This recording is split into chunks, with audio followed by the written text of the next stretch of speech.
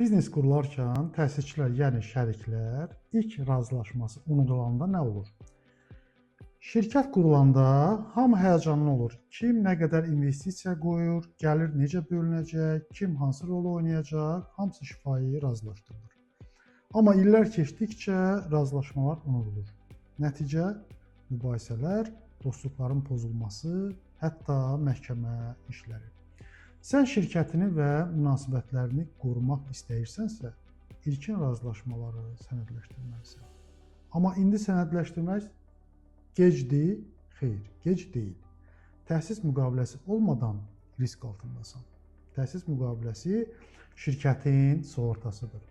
Əgər ilkin razılaşmalar sənədləşməyibsə, hər təsisçi öz yaddaşına güvənir, mübahisələr qaçılmaz olur, şirkətin inkişafı dayanır. Amma bu problemi indi həll etmək mümkündür. Təsisçilərlə bir araya gəl. Biznesinizi qorumaq üçün 3 addım atın. Birinci, təsisçilərlə açıq söhbət edin. Yəni şəriklərinizlə danışın.